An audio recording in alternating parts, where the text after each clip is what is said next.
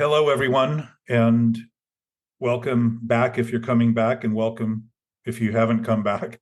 We're here to talk about the mental obsession, but really to focus on the essence of life and talk about the absolute nature of existence, rather than focus on the reinforcing of thoughts and ideas that may be in conflict with reality and truth and the absolute nature of an absolute nature, whatever that absolute nature is, without trying to define it, which we talked a little bit in advance of this introduction.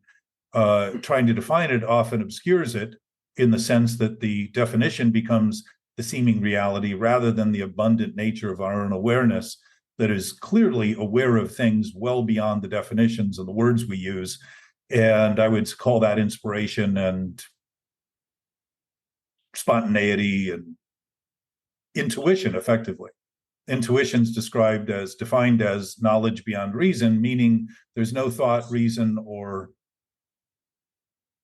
understanding in it. It's just an absolute state of knowing awareness. And if that absolute state of knowing awareness exists, then it would be fundamental to everything that exists, all things that exist, whether they be human, animals, specks of dust in the universe. They would all have that same premise, though they might not all be expressing it in the exact same way. They seem to be distinct and yet bound to and intimately, seamlessly combined with everything else. So our discussion is about dispelling some of the rumors and the gossip that humans have consistently maintained. And I certainly have had plenty of stories to justify why I shouldn't be where I am or aren't who I am and should be someone else somewhere else with something else or more or less of something else to feel better, rather than just simply state the case that everything that exists in existence exists right now, where we are in the present.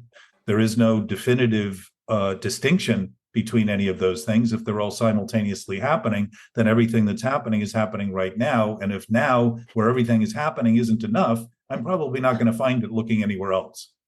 So the question is, why try to feel better? Why try to get over the discontent I may have when it's the discontent giving me the impression that is false, that I'm not where I belong, not who I am, and all those other sorts of conflicted inner thoughts, emotional turmoil, mental anguish that result in mental anguish and emotional turmoil. So that's what we talk about generally. That's right. And Gianna, a little clarification too to last week. I don't know if you read through the thing I wrote in the announcement, but the idea of neutrality doesn't mean we can't go forward or backward, just like a car. Right? If our bodies are somewhat of a machine that sort of operate on a technical basis where the mechanics of it are predictable. If you feed it well and you breathe deeply, the chances are you'll feel healthy. If you don't feed it, you're going to starve. If you don't breathe deeply, you're not going to provide the nutrients and the transportation of everything in the body that it requires. And deeper breathing rather than just breathing is a very different experience than barely breathing and suffocating. So the idea that neutrality is something to maintain at all costs means making no choices, because choices are always in favor of moving forward or backward or left or right. In some direction we're going. And that's a human trait. It doesn't disrupt our spiritual nature, but it can seem to when the conflicts of those choices turn into circumstances or consequences that we're not happy to have. And as a result, we didn't want, when in fact the presence of those consequences are a textbook guide to what it is we were thinking that was incorrect when we made the decision to create the consequences. So I make that point because neutrality would basically mean never doing anything, never choosing anything. And within humanity, that would be a starvation diet of sorts. Right. Yeah. Thank you for making that distinction. It's not like I'm holding my breath and trying to stay in a unstatic position or anything. I just feel like my reactions to all that there is are just less of a parade. Yes. I don't have the ups and the downs, and I'm not seeking them anymore. And there's just more I guess that word is neutrality, but just consistent. It's sort of like a little buzz. I mean, it just doesn't have the ups. It doesn't have the ups and downs. It's lacking in fear, for one thing. I guess it's just contentment. We always just come back to contentment. Who knew that contentment could be such a subtle, amazing space to be in? Well, and there's just so much gratitude, just tons and tons of gratitude all the time, but not ecstatic gratitude, more like almost static gratitude. so my sense is that knowing awareness is neutral all the time because it doesn't make choices, because it already is everything. What choice would there be to something that's infinitely knowing? There is no choice because it already is everything.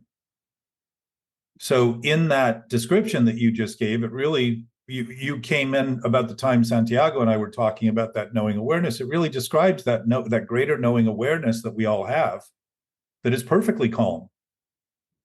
And to begin to notice that calm is to begin to also notice the distinctions of the impact of thoughts that are not calm. Yes. And that are fighting.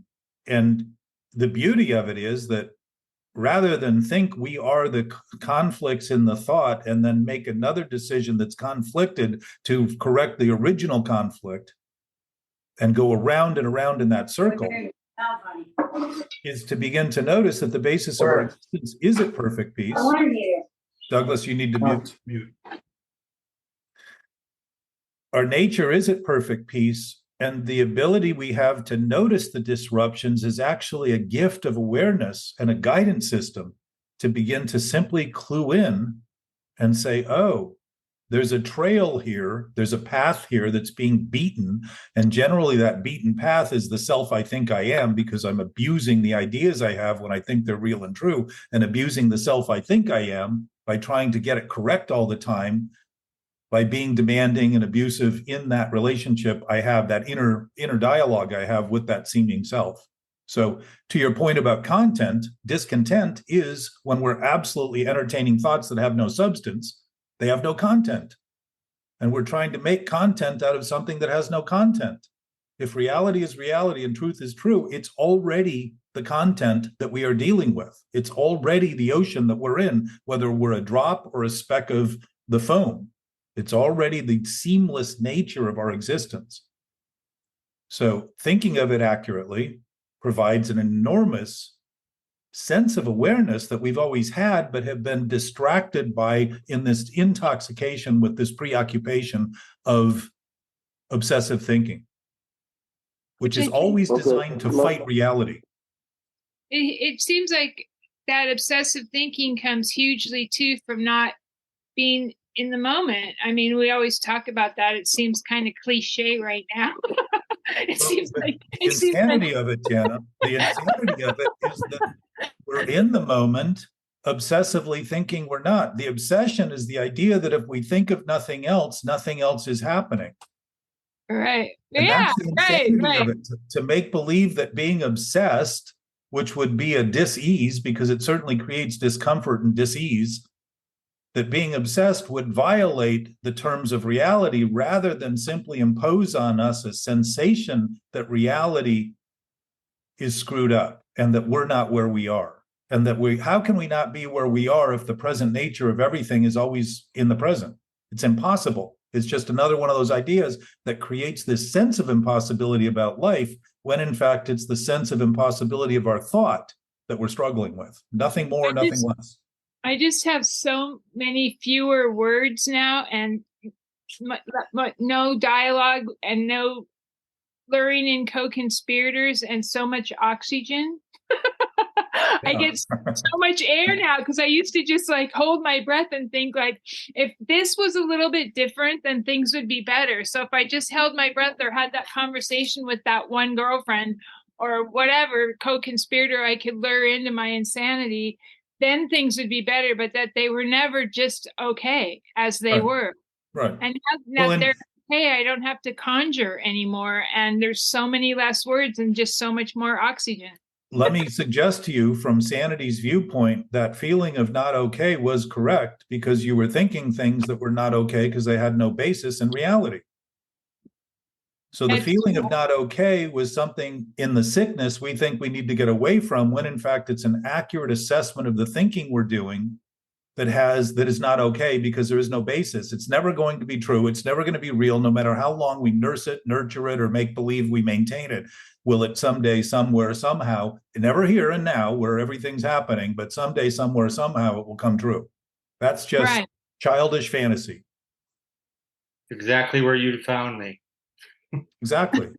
So Mark and I met 2 weekends ago, I think yesterday. And I could see on his face he was wearing something. It wasn't quite a mask, but I could see on his face that the grooves were a little deeper than they might normally be. And so we talked a little bit, and I spoke up there on the mental obsession to a group of guys. I don't remember how, 40 or 50 guys, I guess. And it's been interesting because I think Mark, very quickly, my sense is talking about this in a group helps all of us, in the sense that it doesn't seem to be something we're doing individually, but the impact of something we're all doing collectively is what we're aware of. Our environment isn't limited to just what we're thinking, but what we're thinking about everything else that's happening. And if the immediacy of the present is where everything's happening, we're affected by everything happening, and as a result, have great influence on everything happening. If we're defective in our actions, we're going to influence everything defectively. If we are effective in our thinking and thinking accurately, we now have the potential to influence great things broadly with everything. That isn't grandiosity. It's grandiosity to make believe that's not true, if it's in fact correct. What's interesting is at that moment, like, I knew I wasn't okay. You know, I still just, that's all I did know, is that I was not okay. So I would suggest that what you thought you knew was that your thoughts were true, and what was not okay were your thoughts, but being so close to your thoughts, thinking they're who you are, you thought you were not okay. That's a big leap, to simply have a thought that isn't okay and make believe that you're not okay. That's actually, again, trying to obliterate reality and truth in the name of thinking. And it shows how it's like saying, when you are drunk, after 6 or 7 drinks, that I am not okay. No, you are okay. You are intoxicated. When we get sober from alcohol or whatever we are taking, then the second act starts. That is, as Jack said many times before, this is also an illness of the mind. And your mind is the one making you not okay. But you, Mark, as in your essence, in who you are okay. But not when you are intoxicated, or not when you are entertaining a thought that is, or thoughts that are, the wrong ones.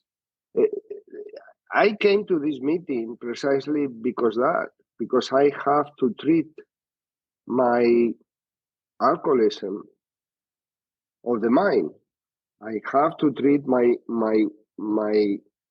way of interpreting life in a way that will set me free, and that will give me serenity and will allow me to have joy. That's what I come to this meeting, because this is an illness of the mind. So you're okay, Mark.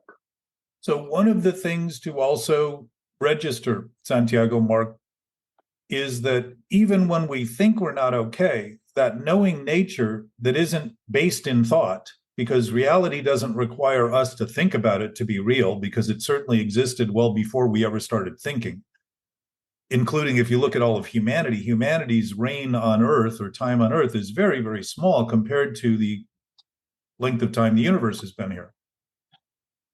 So if this knowing nature is a knowing nature and it's not physically bound, it's not in space and time, we're always okay on that level. The basis of our existence is always fine. It's always okay. It's always stable. It's always knowing. It's simply our experience of that reality that is struggling because we're relying exclusively on our thinking. And obsessive thinking, again, is trying to make believe that if I think of something harder and harder and harder that's wrong, someday I will turn it into right. And there's no correcting something that I continue to maintain is wrong until I begin to admit it's wrong and say, oh, if I'm in conflict, something is wrong with my thinking. It isn't me. It's what I'm doing with my thinking. It isn't my mind doing it to me. It isn't my thoughts doing it to me. It isn't my ego doing it to me. It isn't life doing it to me. It's not truth and reality doing it to me. It's my thinking creating an impression that is so intoxicating that I become consumed with the thinking and the thinking and the thinking about the thinking and the thinking about the thinking of the thing. And if it's based on something that's desperate, all it's doing is creating more and more desperation in seemingly new ways that are repeating an old tune over and over and over again. Breaking that. You just described what is going on with me every other day. But listen, we all have the potential. The freedom we have to choose, to have the free will, means that we always have the potential to make a decision about something and believe it's right, so that we believe that acting on it will bear out some profitable, useful purpose, and find out that we were wrong in some way. It doesn't mean that some of those things don't give us some of what we're looking for. It simply means that if we're living in that haze of making believe that defending these thoughts internally as they accrue and collect, and probably have through our entire life, that someday they'll get better if we keep thinking about them or ignoring them or denying them and fighting them and causing this inner conflict, rather than just begin to say, this moment condemns me to nothing if it's an absolute state of being. I am only re-choosing this out of a sick idea that someday it will get better if I keep re-choosing. So what I'm doing is restarting, since every moment is new. If I keep doing that, why would I do that if I was healthy? When the moment says you have no obligation to me whatsoever to do anything, nothing. You're free to choose. Why would I choose unhealthy things if I wasn't sick in the choices I'm making? And basing the new choice on an old choice. What does Bill say? Let go of old ideas? Absolutely. Why? They're done. They're over. They have no point and purpose. What I think is an old idea is really a new idea reinforcing an old idea. And when I start seeing that accurately, when I started seeing it accurately, it started to occur to me that I had no obligation to continue. None. Boom, all of a sudden the mental issue seemed to diminish, dilute, dissolve, literally dissolve, rather than resolve, trying to fix it with some new form of denial, numbness, opposition, some disclaimer that I'm not doing it. Jack, I know that you don't like when I tell stories, but I want to. That's what he likes. Bust out. What? What did you say, Jana? I said, who cares what he likes? Go ahead, tell us your story. I want to hear it. Okay. Well, it's That's not the spirit. I would love to be a storyteller, and I am going to. I just come up with this one. So imagine that I am a drop of water in the ocean. And I am there with the rest of many drops of water that are all in the ocean. And I said, oh, my name is Pepe, and I am a special drop of water. And to prove it, when we break in the beach, I'm going to be the highest drop of water ever. And that drop of water that I am, by trying to be unique and different from the other drops of water, gets into panic. Oh my God, as soon as I hit the beach, I will break and disappear. And this cannot be. And during that very small amount of time, from a human perspective, but long amount of time from the drop of water that is racing in the wave and is going to break, that drop of water has the choice to say, I am different, my name is Pepe, and I have nothing to do with the rest of drops of water that are breaking in the shore. Or it can say, I don't know too much about what all of this is about, but I belong to the ocean, and after we break, I will come back to the ocean. The problem is that when we start trying to explain what the ocean is, what are the fish in the ocean, what is all of that, we miss the moment, glorious moment, of that drop of water racing into the wave, going up and breaking. I don't know if the story was good, but I thought I could illustrate what Jack is saying. I hope I did it in a way. Thank you. Well, and share my story. I suspect you're talking about the narrative that we define our lives to be as somewhat independent somehow. But think about a drop. A drop is only a drop when it's not in the ocean. When it's in the ocean, it's no longer a drop, it's the ocean. And of course, in this absolute nature we're talking about, it's not about not functioning. It's not about not thinking. It's not about not understanding. It's not about getting beyond reason. It's about beginning to utilize the functional capacity that our bodies have by recognizing that the basis of our absolute nature is absolute regardless of what we think.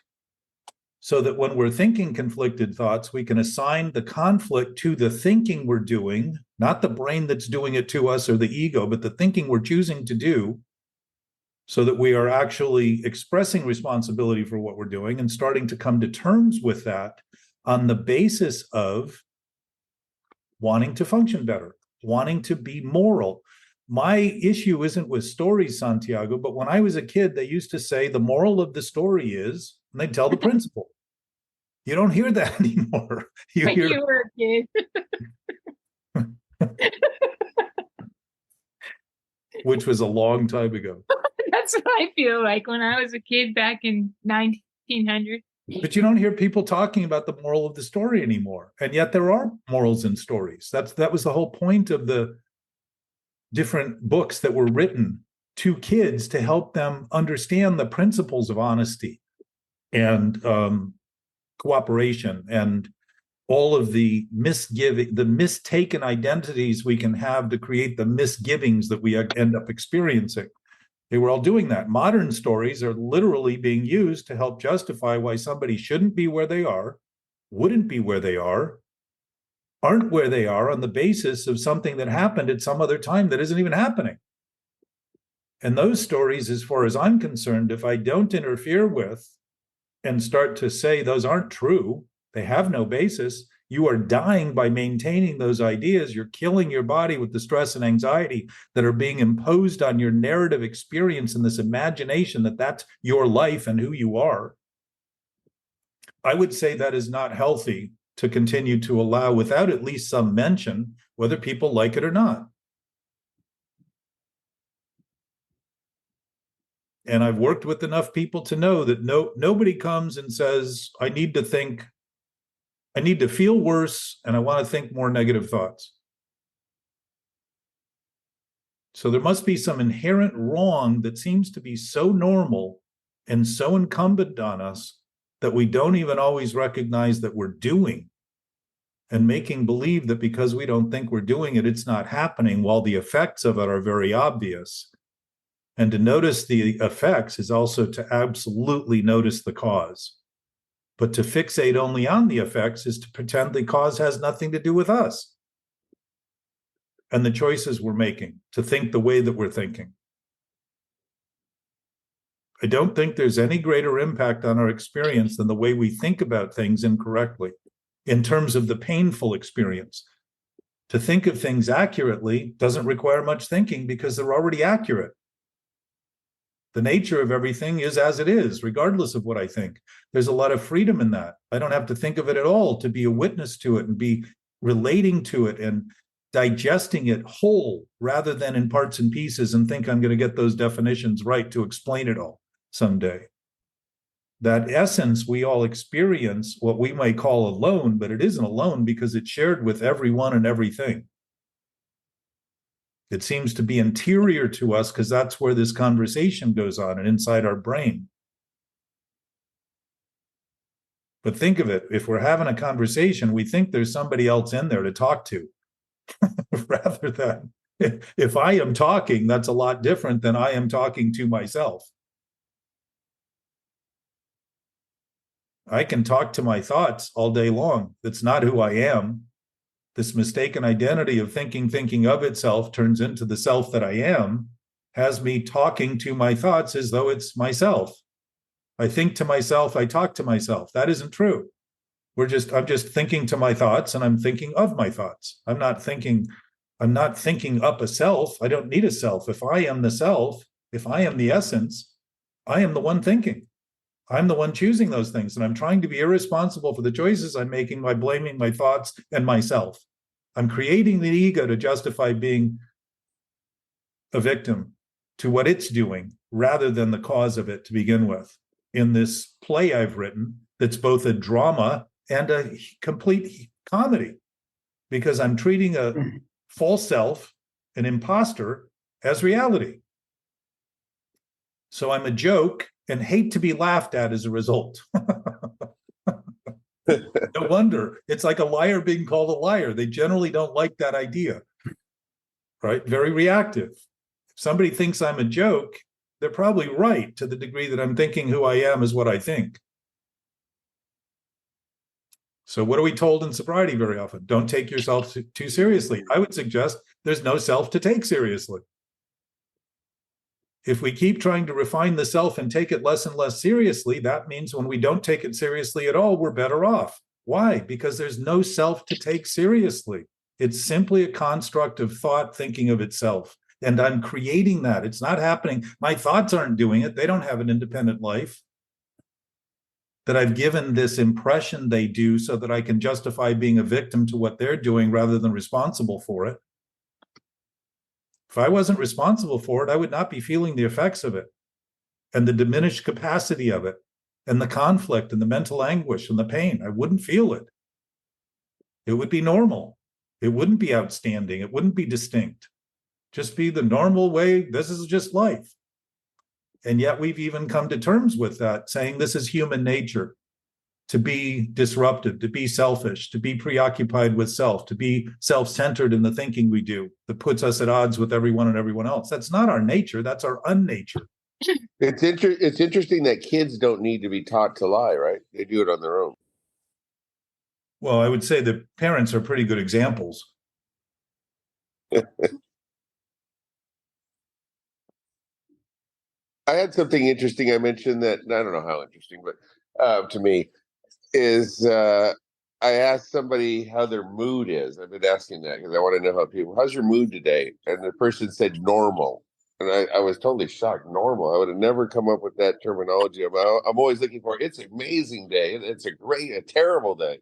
The highs and the lows. Normal just didn't even occur to me. That's a little scary, actually.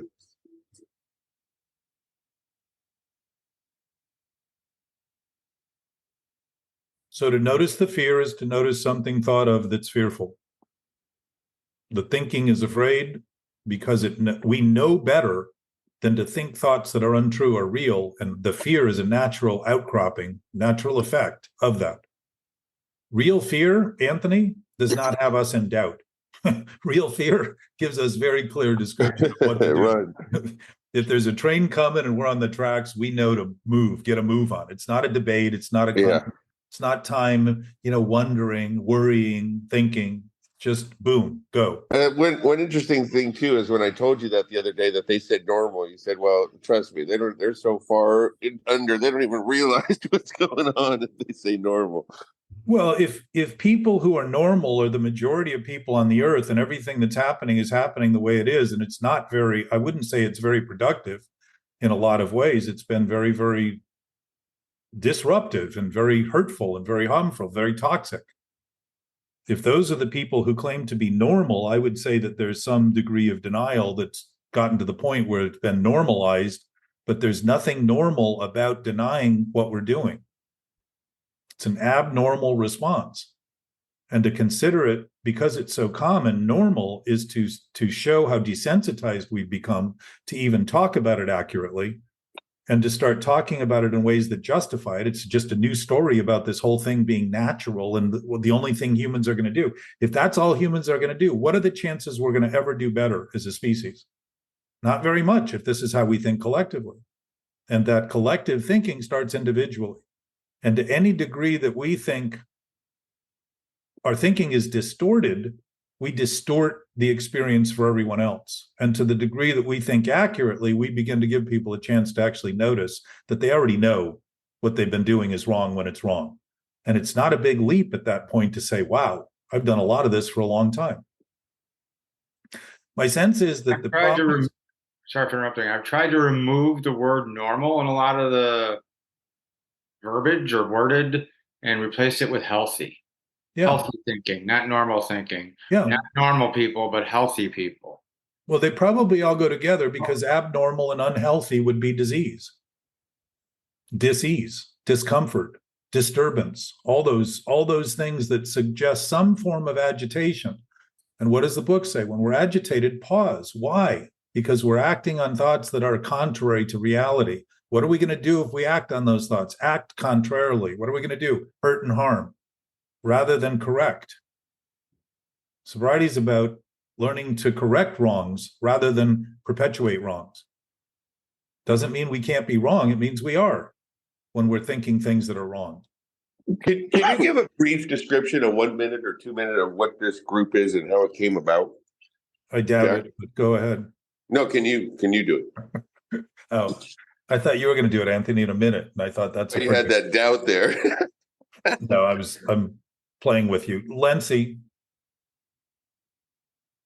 you there? No, she's listening. She might be on mute, but yeah, I can't hear her. Are you just orchestrating, Anthony? Is Jack now your personal? Well, the lighting is a little bit. If the one light. Lency, you there?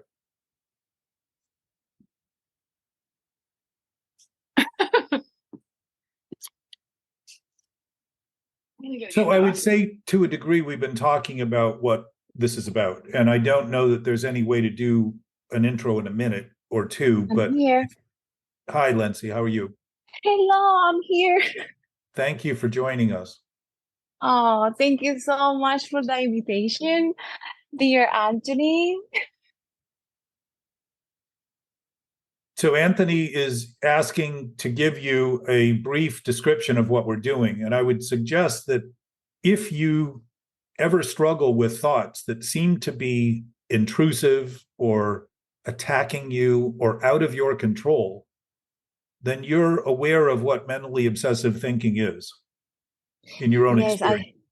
Yes, I had a lot of experience about this subject, and I'm in shock because I know about, and I understand what you're talking about. It's beautiful because I feel familiar with this amazing topic. It is, yes, I have experience about, how to deal with those,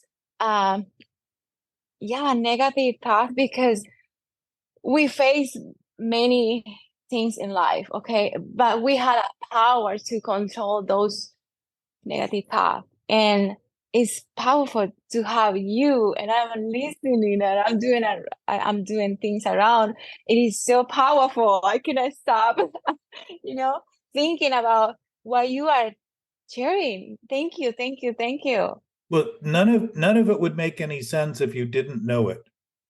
And the point of this isn't so much what I'm doing, but what everyone does with what's said, because ultimately I can't convince you or anyone of anything, but I can certainly do what I've done is the best I can do to talk about it openly and honestly, so that we can all talk about it in ways that we've maybe never spoken about it before, to help start to reinforce the normalcy of normalcy rather than the normalcy of abnormalcy per se.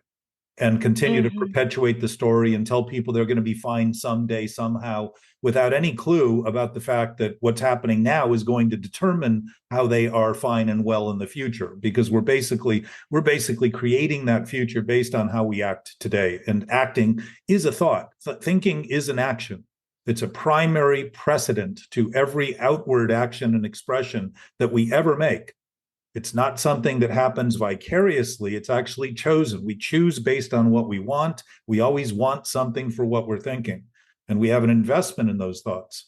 It doesn't mean that the investment's going to pay off. So to fight for an investment that has no basis is insanity, because we're making believe that something that has no basis in reality and truth will somehow become substantive if we think of it more and argue for it more and claim it's who we are, and all those other things that cause enormous anxiety and stress and pressure in our own experience. Where are you from, Lindsay? I am from Venezuela.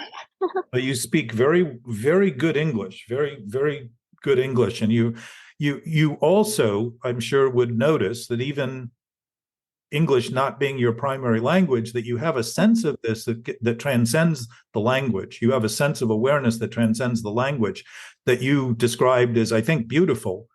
And Santiago mentioned that earlier, because there's a certain poetry in beginning to see the nature of nature and beginning to witness it within our thinking. Our thinking is designed to express it, not to conclude it or to exclude it, but to simply express it. That's our goal. That's our purpose. That's our usefulness. Amazing. Yes. This is amazing. It's amazing. Wow. Yeah. Well, inspiration is vitality and spontaneous. And I would say it's our natural state. And to be acting in any other way is to suggest that we're married to conditions that are not inspired. And inspiration by its nature is spirit, in spirit. It's just a word, but it's a word of awareness that suggests that we have a knowing awareness that far transcends our thinking. And to begin to concede that allows our thinking to begin to express it, because it's no longer fighting to be that reality. It's fighting to become a channel of that reality and subsequent to reality as an expression. Wow. Just like the drop of water that's momentarily separate, it's not thinking about itself. It's just doing what drops do when they splash. And then it settles right back into the entirety of the ocean. So my sense is we know more than we think, especially when all we think we know is what we think. So thoughts are designed to express this, but when I'm preoccupied trying to have the thoughts conclude it and create it, I'm acting as though it isn't already concluded and it isn't already created.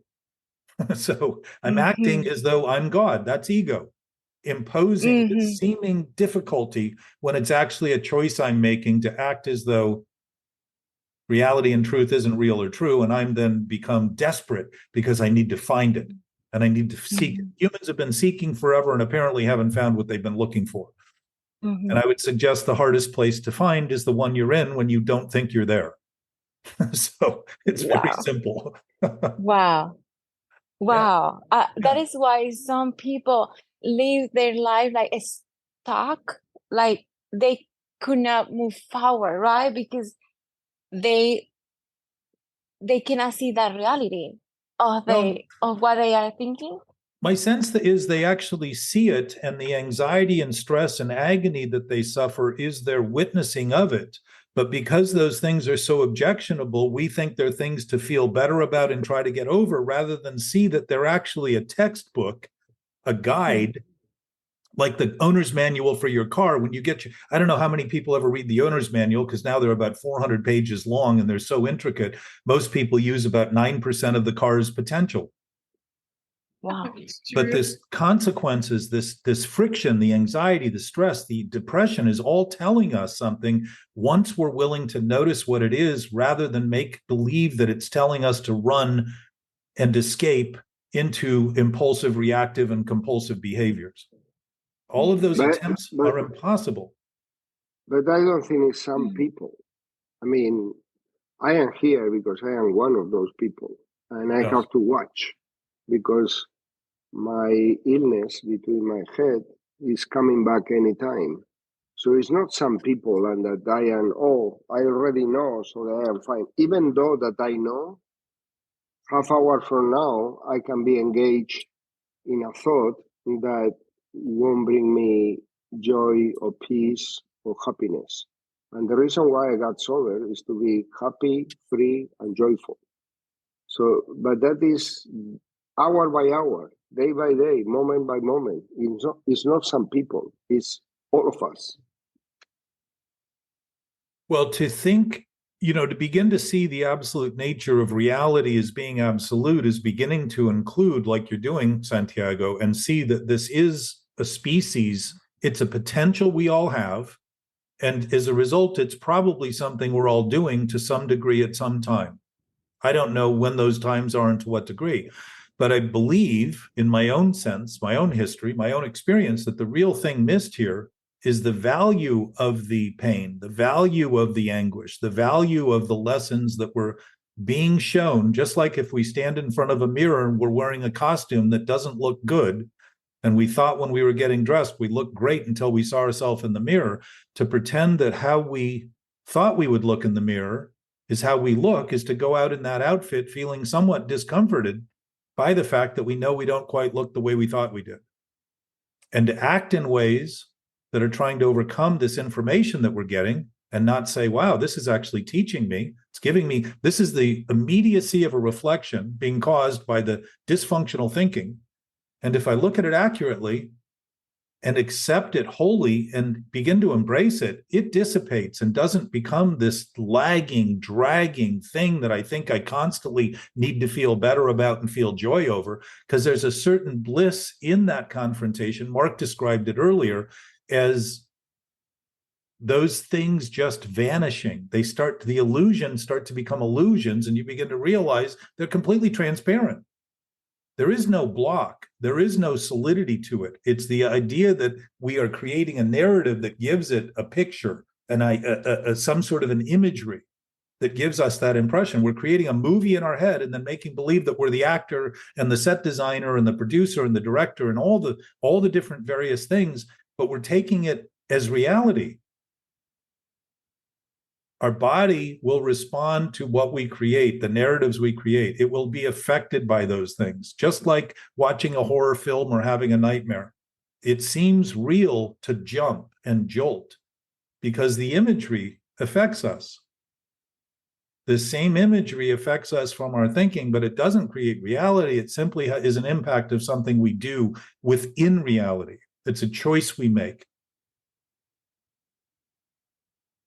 Very different approach to looking at it, because it begins to allow us to take the natural responsibility that we are responsible by nature, not because we take responsibility or assign responsibility. We're each and all things in the universe are responsible for what they are. As a result, they do what they do. And if we look at inanimate objects, they don't seem to be arguing over what they're doing. They just do what they do as they do it, perfectly, in perfect order. Disorders, anxious disorders, metabolic disorders, immune disorder, all that stuff are basically thinking out of order and the stress that's created on our body because we're acting out of order. And that action in the body is disease. It's dis-ease because it's not comfortable. And we're doing our best to get our attention. It's a reflection to give us a chance to bring balance. And to maintain the fight maintains the imbalance while we're considering that the imbalance is going to someday be balanced the harder we fight for it. It's insanity. And humans have been very good at that. Jack, I have a question. Uh-oh. I have a question for you about emotions. Do you think that people need to learn what means emotion? Because we are emotional and we drive this life according emotion and experiences. So do you think that we have to learn how to deal with emotions and what emotions means to us? Well, my sense is, and I speak only based on experience, and I have great confidence in my experience because it's my experience. It doesn't mean it's right. So I leave it to everybody to sort of look at this stuff and contemplate it and offer insight and all that, because my sense is together we have a much better bit of insight than we do alone. But my sense is that when we're thinking incorrectly and making believe that's reality, our feelings and emotions don't feel very good. And to think that we need to manage the emotions rather than notice they're being created by disturbing thoughts is to again make believe that the cause doesn't exist and all that exists is the effect, which is the feelings. So my experience is that the thoughts are the cause, the emotions are the effects, and the emotions are both feelings. They're the body's awareness of what's going on. They're actually offering us perspective in how we're thinking. So when we feel disturbed, I would say, I'm thinking disturbed. What I'm thinking is disturbing. When I feel bad and upset and lonely, I'm thinking thoughts that have no basis in reality. What I'm feeling are my thoughts. So it happens with emotions when I stop making believe that I need to fix the emotions while I'm maintaining the disruptive thoughts, is that all of a sudden there's a greater, Santiago talks about it, a greater sense of joy, a greater sense of bliss, a greater sense of freedom, because I'm not hamstrung in this cycle of maintaining if I'm causing the emotion and making believe the emotion is the problem, I'm not focusing on the cause, I'm focusing on the effect. I've turned the effect into a cause. And that's exactly what lying is. Lying is the claim that something untrue is true. So the claim is the only thing it can't be is all that it is. So what can something be that claims only to be what it isn't? But nothing. But a thought focused on it, imagining it to be true, imagining it someday will become true, just like the fantasies and fairy tales. Someday it will come true. Well, if it's not true today, it's never going to be true. And if it's true today and I can't express it today, doesn't mean I can't express it in some future time, but there will be some incremental fulfillment in my thinking rather than this sense of devastation and wrong and conflict that gets developed as a consequence, these conflicted emotions that seem to constantly be assigned to the people around me and what they're thinking and what they should be thinking in relation to what I'm thinking and all that other kind of stuff that we map out to try to justify what we're doing has nothing to do with us and everything to do with everyone else and everything else. But I would say emotions are in motion. And to think that thoughts are fixed and stuck, like obsessive thoughts, like we can't stop them, is to think they're stuck. That would mean that emotion is not emotional. It's not fluid. And the fact is, everything is fluid. Everything is moving, everything is changing, including the thinking. The thinking is always changing. To think of it as fixed is to lie about what we're doing with it. To pretend we can put a stake in the ground and keep it still and keep it permanent like reality and truth, when in fact it's always changing. And the struggle we have largely in life is trying to keep up with all the changes that seem to reflect us rather than simply the thinking we're doing. I want to define emotion, though, really quick for you, too. That is interesting because we, like human beings, we have 185 emotions and experiences according to science. So it's like we have to learn why we think that way, why we are feeling this way, why is the reason why I feel lonely or with anxiety is so much. It's a lot of things there behind all those things, right? Well, let me read the definition because this is interesting. An effective state of consciousness, which means awareness. So thinking is an awareness too, and awareness in an absolute sense is awareness. So we're talking about our aware state, which joy, sorrow, fear, hate, or the like is experienced as distinguished from cognitive, meaning mental, and volitional states of consciousness.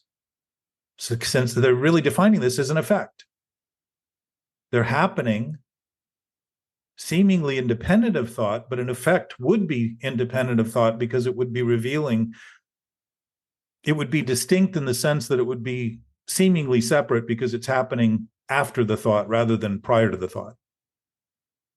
That's the definition of emotion? Yeah. Wow. But one of the things to think about, Lindsay, is that we tend to think of why and what and where and how right? Which are all questions. And humanity has been seeking forever, and apparently has not been found what they're looking for because they keep seeking, right? So my contention, if it's even contesting anything, is that if we're doing what we're doing and everything that's happening is happening right now, that is the case. To say that it's happening as it is happening is not a question, it's an assured state of fact. And if I'm basing my thinking on something that's assured, there's going to be greater stability in the thinking I'm doing in the next decision I make than if I constantly focus on the doubt and uncertainty of asking questions that never seem to find answers. So the point is, if what's happening is happening, then that is in fact happening now and always happening now. So what we're thinking is what we're thinking, and what's happening as a result of what we're thinking and everyone else is thinking and what everything else is doing is actually the present moment. We're witnessing it all simultaneously. So if that is assured, then we're actually aligning our thinking with the absolute knowing nature of our awareness. And what generally happens is, and I had a guy this past week that I've worked with for a couple of weeks, and he said, I can't believe that I've been causing this my whole life. It's really hard for me to imagine that. And he said, simultaneous to that thought is, what the fuck do I do now? Wow. He said, if I don't keep doing that, I don't have anything to do. And I said, well, consider that you think that obsessive thinking is the fulfillment of life rather than that actual peaceful nature giving you a chance to start taking steps that are meaningful enough that can be beneficial to everyone everywhere, rather than cause further consternation and further disgust and further disturbance for everyone everywhere. How much do you think not defining the outcome is a problem here? Like when you say, oh, I want to be peaceful or happy, a lot of people don't really have a written goal of what peacefulness is or happiness. They just kind of get a feeling. They know what they should be. It's like not enough people define it, probably, which is me too. I don't define it exactly what I want. Because you want to leave it a little. To Santiago's point, and I believe he's right on the button, the more we try to define it, the more confused we get, because the words are never going to be what reality is. Gotcha. That makes sense. The words are all limited. They're all basically, Oliver Wendell Holmes said that words are the skin of ideas. Yeah. Sometimes I feel like a drop of water in the ocean, My definition that I'd say every day is, what I'm after is a quiet head. Yeah, I can dig that. That's my definition. So to think that it isn't quiet is to think that the disturbance we constantly create is incumbent on us, rather than simply something we keep doing to give ourselves the impression that our life is dependent on saving ourselves from the insecurities we're creating. It's great. It's familiarity, though. It's what we know. Like the guy you talked to last week said, what would I do if I didn't do this? And I remember when I had that same recognition that he had, that I had been creating it after my pink cloud of responsibility that I was so happy about. And then when I felt I was responsible for the ugly, mean, and bad part, I went into mourning. I was like bawling my eyes out for days. It was like horrific to think that I had caused it all, but I had a choice, and it was a conscious decision, and I could change it. And sometimes when I'm content, I want to conjure up that, chaos, because it's familiar. Yes. Well, and you were always conscious of it. You just thought you weren't, so you could excuse doing it and make believe you had nothing to do with it. That's and I can the whole bring reason. Conspirators to shore me up. Yeah. Well, think of what the book says about no longer being baffled. What happens? Oh. When we're not baffled by this constant disturbance we're creating, what happens? We intuitively know what to do. Intuition is not a thought process. It's a knowing process that thought is designed to express. And that's the difference, is that the thinking starts to be inclusive of everything rather than exclusive of anything. And talking about inclusive, if I drop the concept of self, like you and me, and I can just rest in the fact that we're all in this together, that we really are all one, that I'm not that separate drop of water. Any conflict that I have or any sense of judging somebody completely melts away, because I just feel like that's, I don't know, not even just my brother, like that's an aspect of me. Yes. When somebody, like I just had it last weekend, I had company. They joined us on the meeting and stuff, and it was difficult. I had a Trumpster and a liberal under roof screaming at each other for 3 days until I drove one to the airport. And I wanted to cast blame and take sides and judge. And I thought, this isn't these aspects of what is going on is whatever was happening was an aspect of me, because we're all one. And then I Yana, you mean Anthony is part of you?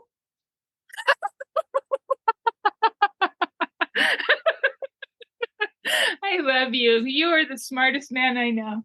You always come up with good ones. But once I got rid of that concept of self or you and me, I honestly can't blame anybody, because I would just be blaming myself. Everything that's happening is an aspect of me. Well, and the aspect of you that you are is the absolute state of being that everyone shares. So we don't even have to think about it for that to be. And the reinforcement of those ideas you're talking about, when the reinforcement of the ideas begins to slow down,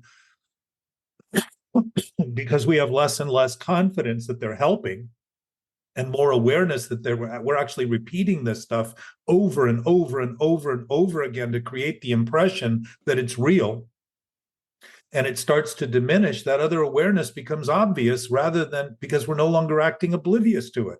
It isn't because it's there for the first time. It's because we're starting to actually witness what's always been there and always been real, and we've always been aware of it. The discontent and all those conflicted feelings are the indication that we know better, not that we have no better knowledge.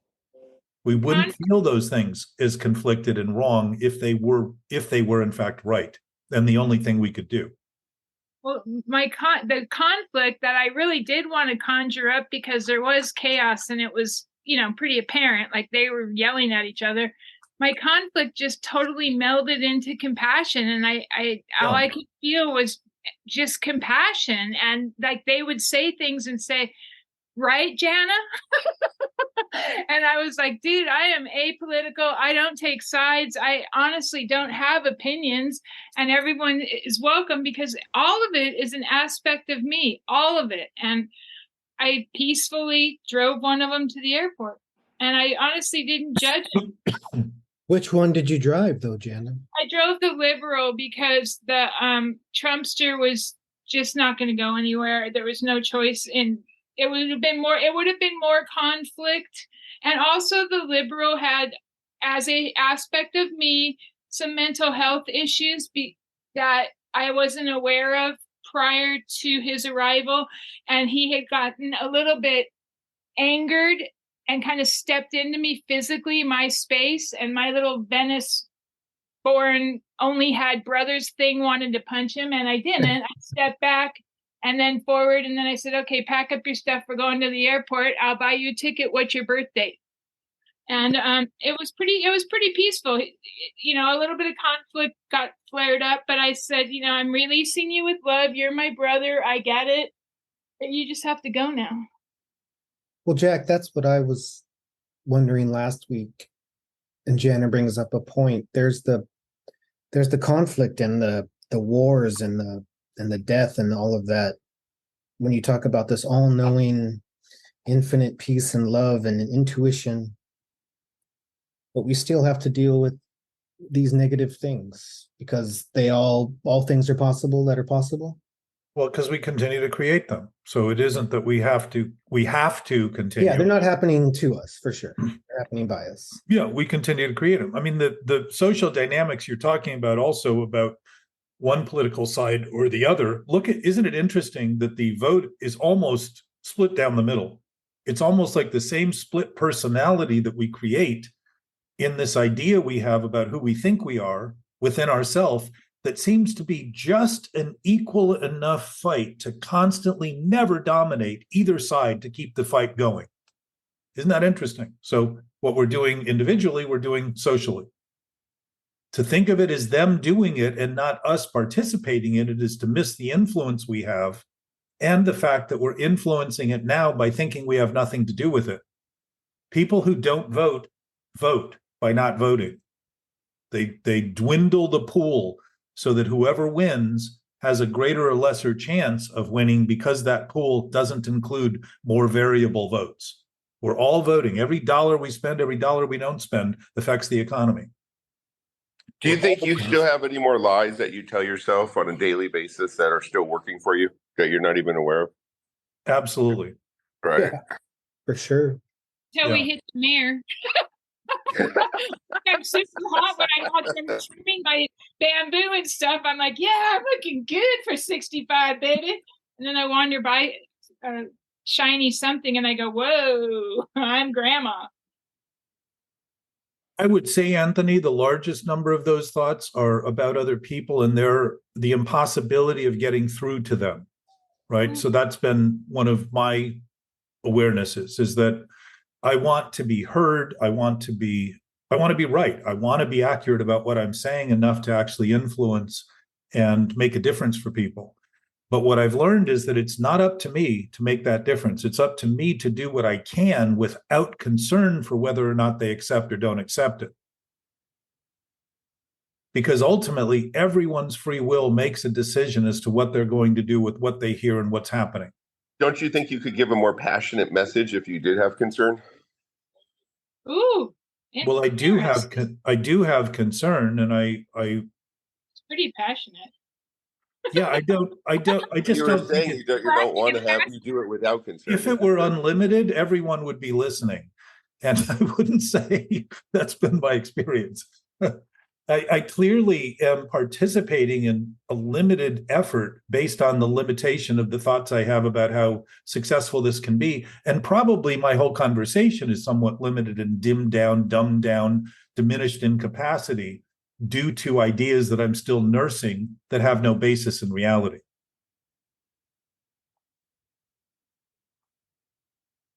One of those, as a matter of fact, Anthony, that I think has become very clear to me in the last month is that it's not, most people come to me have a traumatic experience they're dealing with presently that they think the only thing they need to solve.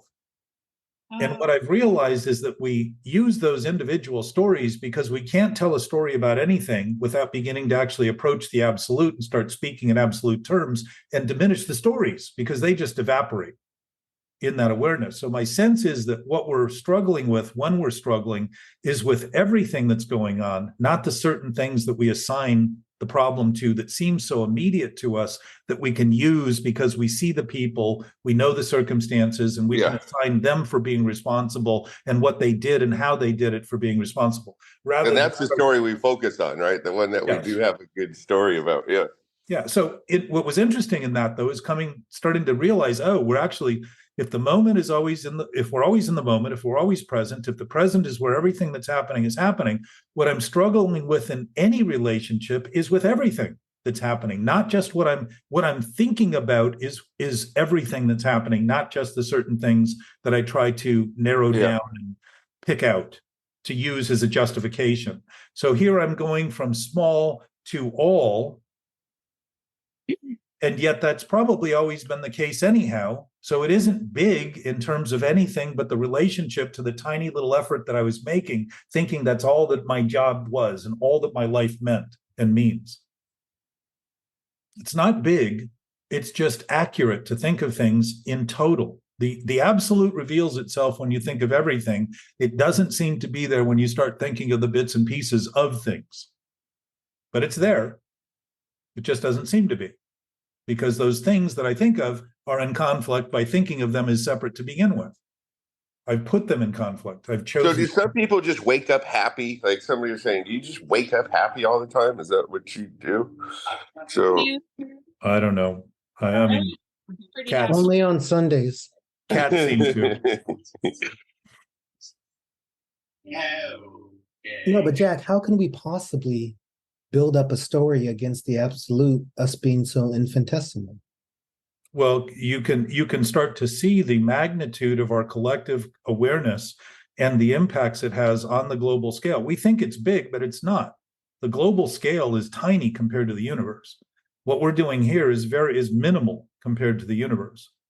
But it seems like a lot because it seems to be so hard to overcome, because my thinking about it is hard to overcome when I keep thinking the thoughts that are small are in fact reality and truth, rather than start to A see matter of something. proportion.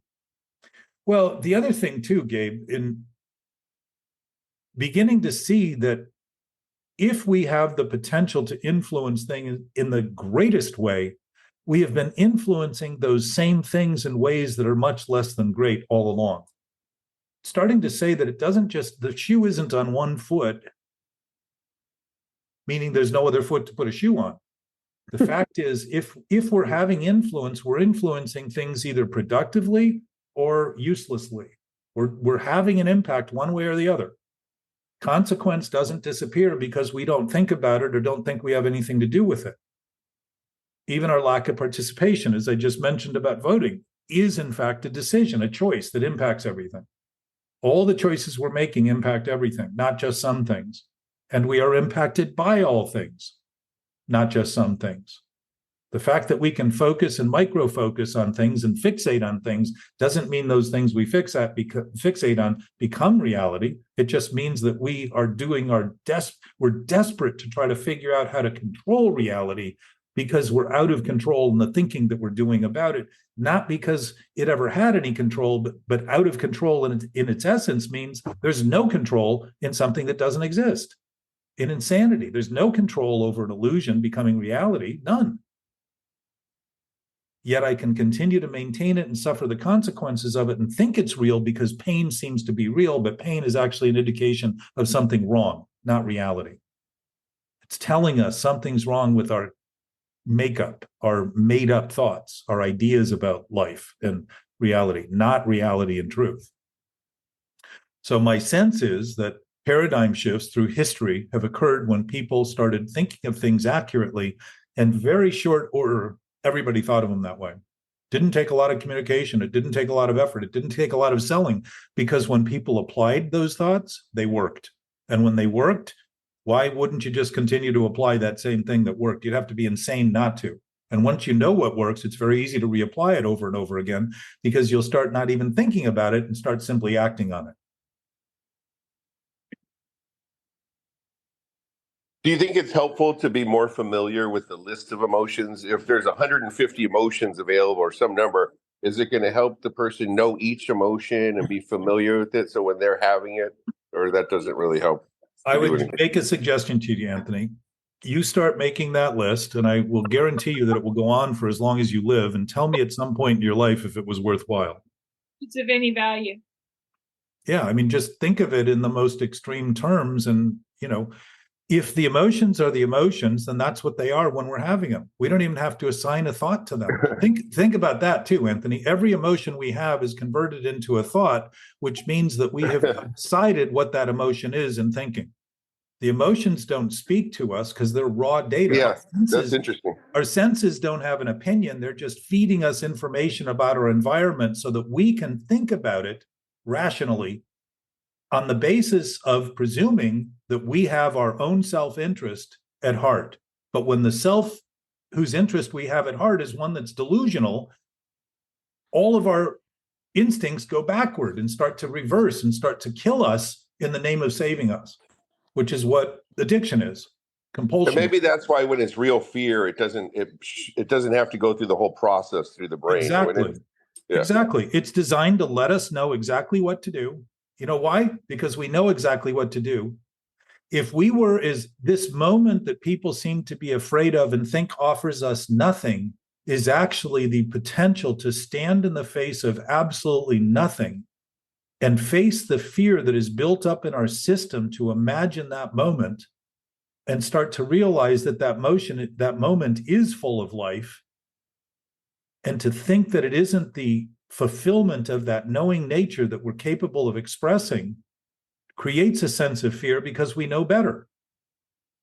The fulfillment of that life wouldn't have us do things that are unimaginable to the thinking that we've been limited to historically, and imagining is all we are when we think we're only humans. How about the fact that only a few emotions you actually have to struggle with? There's a lot of emotions that are no problem, where it's happy to, there's, what if you pin it down to like, If those emotions aren't problems, why do we end up struggling? Why would we go back to the other ones if there's not a problem? It's a pendulum, Anthony.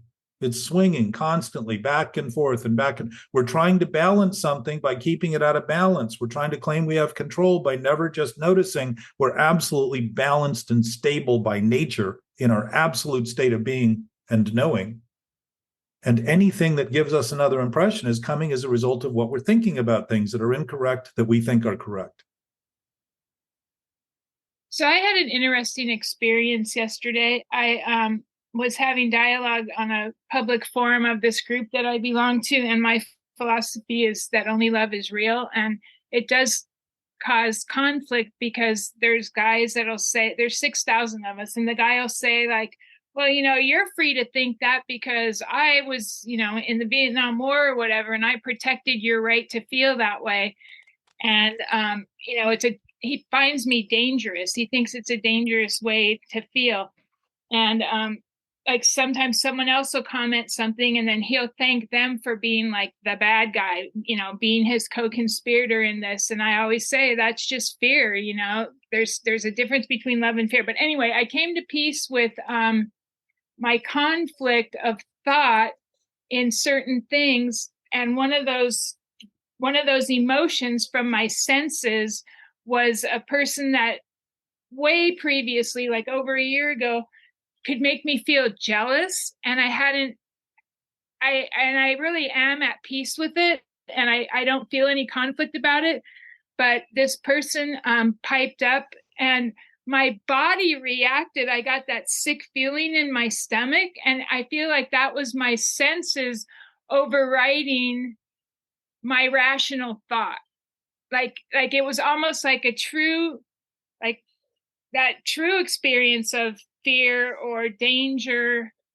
And it didn't take me long to talk myself to come back to rational thought, but I thought it was weird because, we talk about our body reacting to stuff and adrenaline and if there is truly danger but it was an old thought. It was a put to rest thought that didn't exist anymore. And I didn't feel the conflict or the jealousy or the danger in my rational thought, but my body reacted. And it was a very strange feeling. It was contrary and interesting to me because it just happened. Like, I just couldn't believe it. It just went clunk.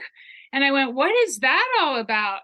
And I had to go back to my rational thought and think like, wow, that's bizarre. That it was like imprinted on my body that before I used to perceive that human as someone that I would feel jealous about.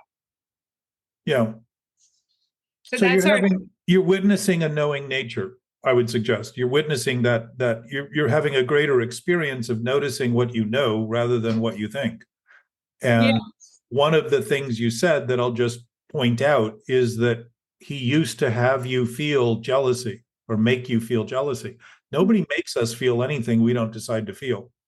Correct. Because if we're free to think and we have free will, we're choosing how we see those things. And to think of it as them doing it is another way of us thinking we have nothing to do with it. So it perpetuates this idea that we're distinct, we're separate, we're alone, and creates that sense of disconnection and abandonment and all those things that people talk about struggling with that aren't true because there's 8.5 billion irritants on this planet. How can we be alone? It's impossible. We can feel alone and we can think we're alone. And I would suggest when we're thinking thoughts that have no basis, that's the loneliness we feel because we're entertaining that seems to become our reality because we think that thought is real and it has no denominator in it at all. Zero. We keep heaping numbers on the top thinking it's going to someday be real. And the zero at the bottom nullifies everything we ever try to do because there's nothing there to begin with. There's not going to be anything there later on. Where do you draw the line, Jack, from good self-confidence and interpersonal dialogue with yourself? You've owned a business where you have to have people motivated to sell and they have to, have confidence. That and not having to tell yourself lies? Where's that fine line come in? First of all, Jana, I also wanted to make a point about old thoughts. They don't exist except as new thoughts, thinking about things that aren't happening as though they're old. That's all they ever are. It's a visceral thing that happened without thought, and it wasn't rational, and it was What intuition is. That's what wisdom is. That's what knowing is. So my knowing is the truth of what is. Yes. And somehow ingrained in my physicality was something that was never existent. But that's a story that it's ingrained. Think about the way you're developing the story to think about it as something that's intractable. You're still telling the story. It's ingrained. It's stuck in my system. We talk in those ways to justify continuing to do it rather than say, it's the thought I'm having about it right now that is perpetuating the thing I'm claiming to not want to do. That's interesting. True. It's the same thing as thinking that I shouldn't be doing what I'm doing and shouldn't be experiencing what I'm experiencing while I'm doing what I'm doing to create the experience I'm having. That's an intimate conflict created. So it's like a blush or that reaction that I had, it's from my subconscious because I was wholly unaware of it. And it just was, I felt like I was blushing. It was like when you take too much niacin, I got that, and it was visceral.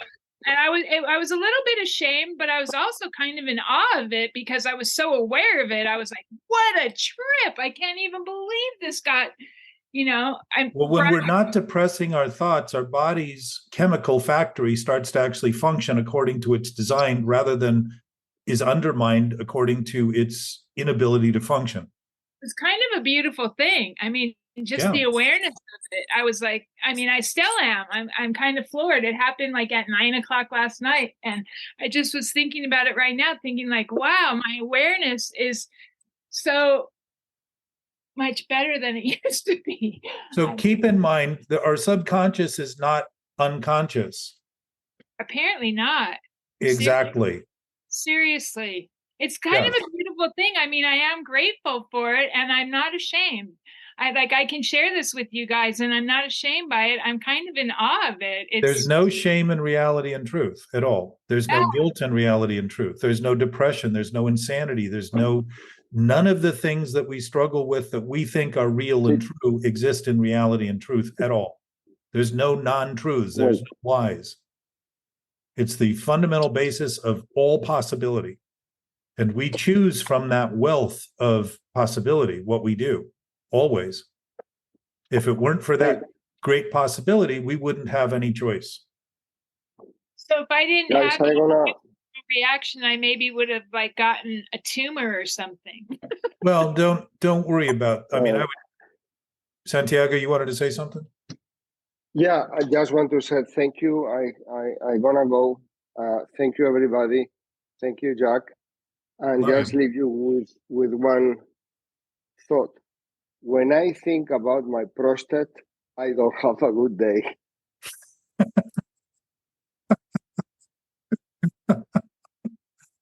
Oh man, how quickly we descend. So Jana, you're saying, think of the words you're saying. I was wholly unaware. That's because you've been thinking all your awareness is thought. And you're starting to notice that you have an awareness that's completely not based in thought at all, that is so knowing that it's awesome and it's fulfilling. And your body actually starts creating chemicals that have been depressed for a long time. Niacin, ironically, that thing that you got that flush tends to come from niacin. And it's what one of the things Bill Wilson thought that would help the mental problem in sobriety because it stimulates vascular capacity, blood flow. Yes. He did niacin for a long time. So that blushing tends to come from a release of chemicals that increase our blood flow. So think of that. That would be healthy, right? Yes, yes. And what is unhealthy is a diminished capacity of blood to travel through the body. And what's going to happen? It's going to create dredge and sludge and stuff that is hard to amputate. dislodge. Yeah, it seems to get stuck in our body because we're trying to reinforce our thoughts are true. We're going to create a reality to prove it. So we create disease to prove it. The dis-ease of thinking, the lack of ease, the discomfort is actually translating into the stress that's created in our body to undermine our physical capacity. So healing isn't a miracle. It's a miracle that we think healing isn't possible. Because it's crazy to imagine a body that's designed to maintain balance. It's constantly looking for homeostasis, and yet we constantly keep it out of balance by thinking things that are off balance and thinking that controlling those off balance thoughts are going to somehow prove us right and real. And the masters of the universe is actually undermining our complete human capacity to think at all. It's exactly what addiction is, and that's exactly what the mental obsession is an addiction to thinking. Thinking is the solution. Thinking is the source. Thinking is truth and reality. Thinking is all we have and all we can do to save ourselves, when in fact that thinking kills the self we think we have. So it was a flush of reality. Yes, I would say it wasn't flushed. It was probably coming back up the pipes. Yeah. But you're witnessing a physical somatic, inspiration is one of those things. Awe is one of those things. Gratefulness is the witness of the fullness of greatness that we have, not just a contrived attempt to make believe that we're thankful for things that we normally don't pay any attention to, but it's actually an awareness, an inspired state of awareness that our bodies are actually designed to be doing full time. Rather than have this diminished, rather than have it seem exceptional, it's the standard. What's exceptional is all this other stuff we create, which, if it's exceptional, could be accepted, meaning not done. We create it, then we have to find a remedy for it. It's kooky. Well, we think because we're the solver of the universe and the solution, if we can create the problem, we think we're the masters of solving it. That's crazy. Why not just not create it? That's the whole point. That's exactly what I'm thinking. We create it, then we have to find a remedy. Yeah. Well, we think we do. Right.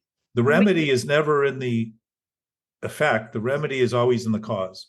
The remedy is just knocking it off. Just knock it off. If we don't start it, there's nothing to stop. And the question is, when you start thinking about those thoughts being old, why do I entertain thoughts that I think are old? Even acknowledging that they're old when there is nothing old in the present state of awareness, ever. It's always new. And if I'm thinking in those terms and start to identify that thinking, it's easy to start to see where the disturbance is coming from in the feelings I'm having, the emotions I'm having. Lency, that sort of that effect that seems so gripping and so all-encompassing, because I'm intoxicated with my capacity to create these feelings.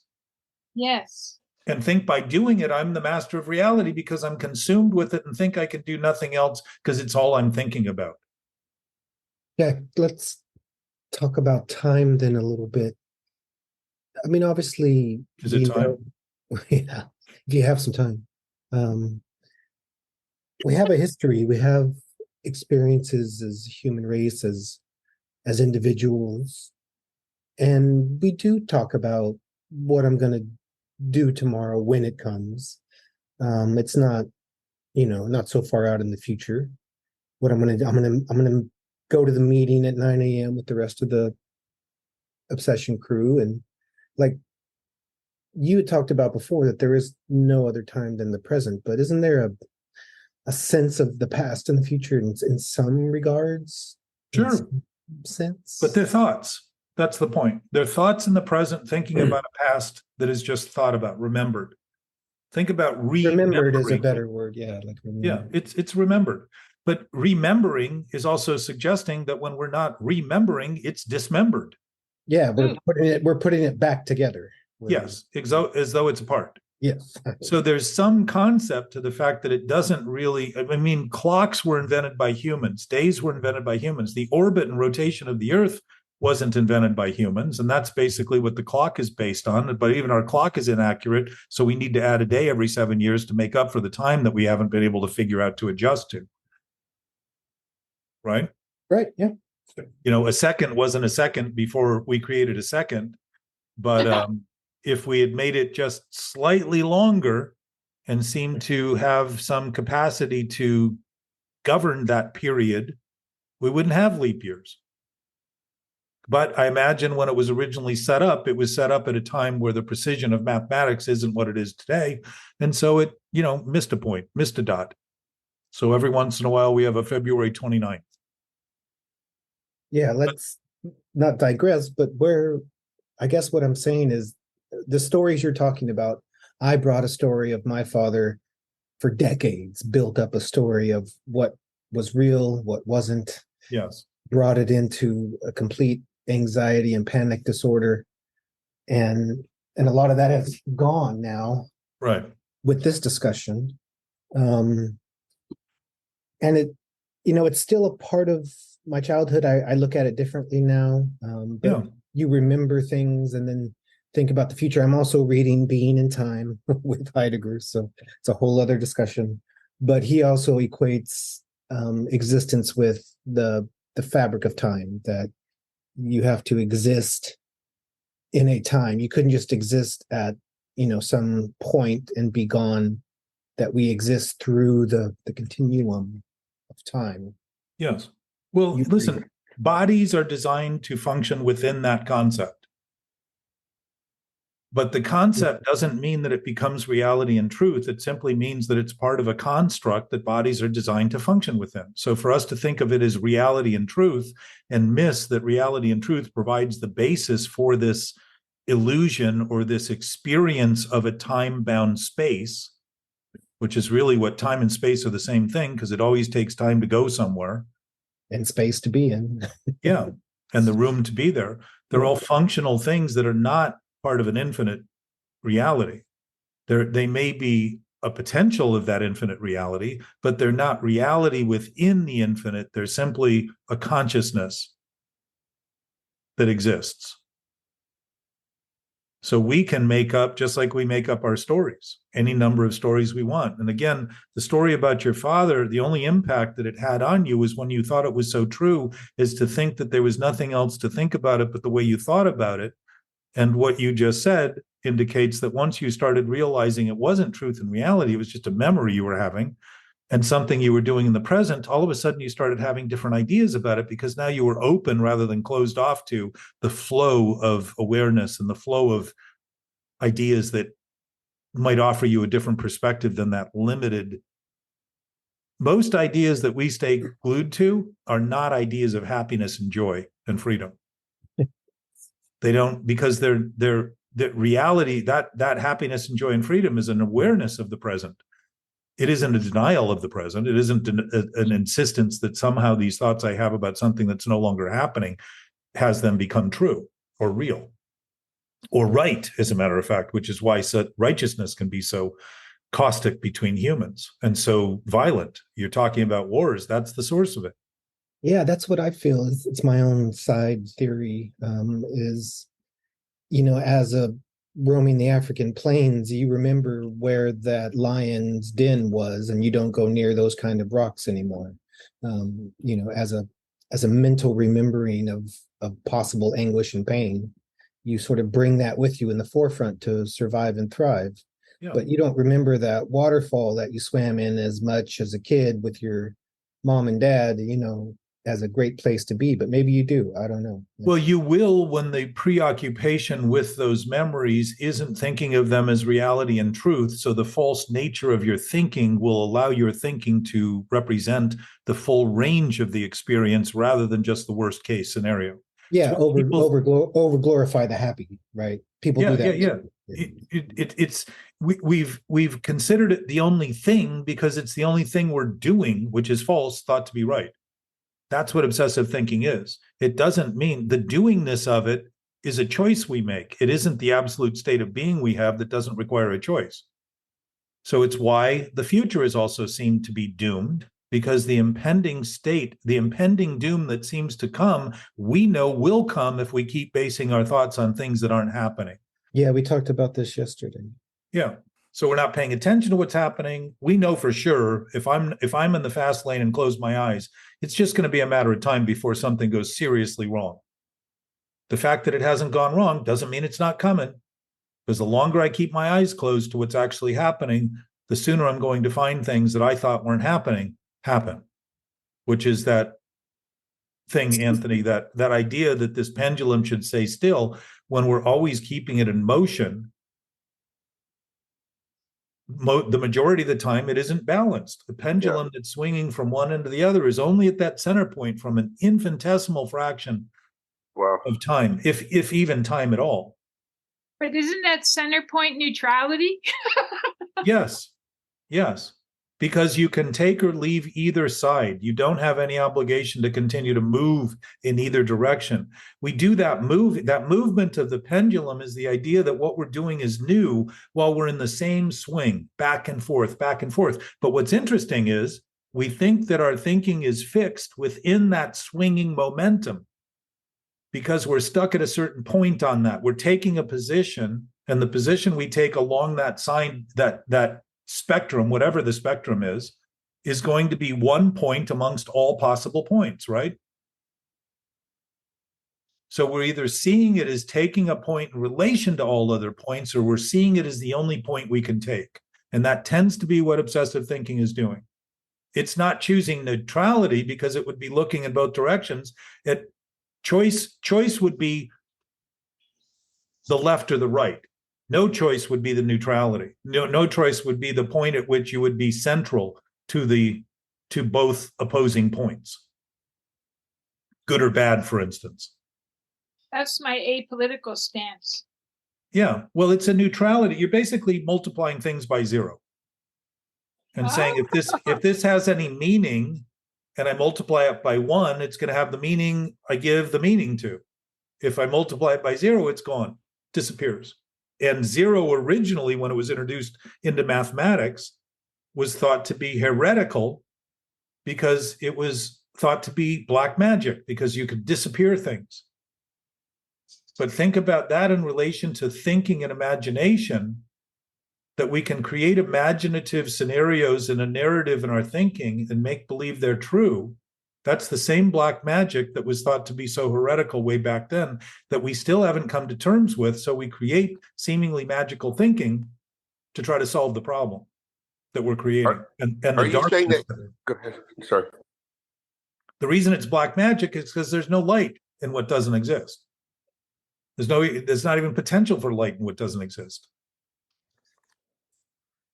Are you saying you're apolitical, Jana? Like you have no feeling either way about politics?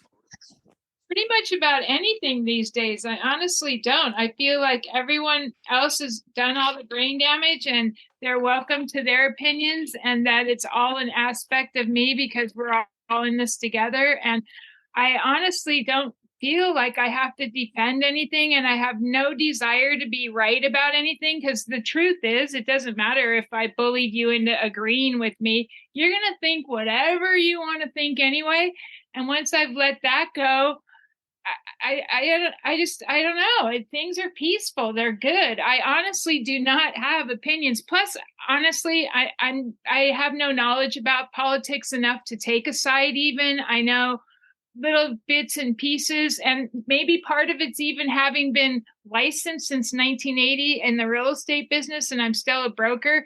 And before I had to be a car salesman and kind of just be neutral to stuff because I had all kinds of different people that I had to deal with. And my clients, for sure, the liberals thought I was a liberal. They called me the barefoot realtor, and I'm absolutely convinced that the people that were Republicans thought that I was a Republican, and I never stated any stance on anything. I just was who I am. And people see what they want to see, but I just wanted to get the deal done and do the highest and best. I never even cared about the money so much as getting the deal done, because it was a being of service thing for me. And I enjoyed the humanity of it. And I made a fortune and lost a fortune. But yeah, I honestly don't have the knowledge to even take a stance. I would have nothing to defend.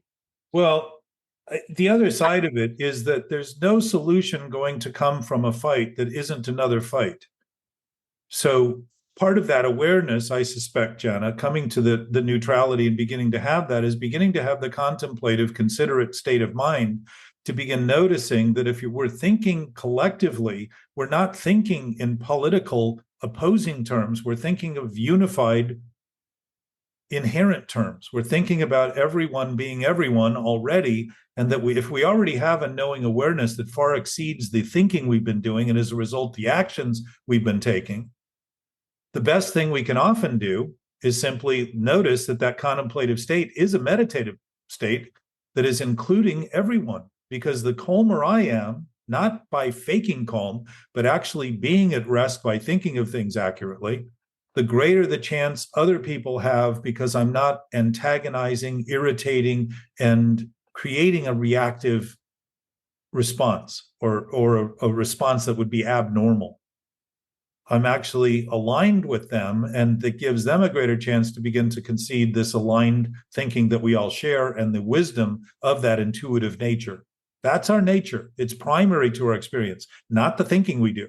Thinking is primary to a body. We are not thinking, and we are not bodies. We have bodies that think. That's very different than being a body and being our thoughts. We have bodies that think, which is why they call, when people die, the remains. They're what remains, the physical form. The spirit doesn't have a place in space and time, Gabe, to that point earlier. The knowing nature doesn't fit into the relative scheme. That's what bodies are for. So if our point here, if our existence is primarily spiritual, then I would suggest our physical existence is best utilized by expressing an absolute spiritual nature that we all share, rather than one that we see as divided and separate and constantly needs a new war to define. I think the only reason people have why there are even different political parties and different philosophies of life, and why any of that exists, is only because of fear. I believe if we were all in the love and resting in that and in our knowing awareness, we wouldn't have to have separateness like that. So we're already there. We're already there. We're absolutely unified right now. And it's the thinking, the same split in our own personality, this idea that who we are is what we think, that same split is manifest in society, which is why I said, look at how close the vote is. It's almost 50-50. We have an enemy inside our own experience. It's like we're a weightlifter or a wrestler, and we have a doppelganger, exactly the same height, the same talent, the same weight, and we're trying to wrestle that thing constantly. We're the thinker of it and the opposer of it simultaneously. There's no win in that. It's a constant grinding fight. It isn't because it's real, it's because we imagine it's real that it's had the impact that we have been expressing so vocally and outwardly is the only thing we can do. So we've given up on any hope that anything's going to be any different than what we've always done, which is largely fight. There's been almost 400 major wars in human history, modern human history.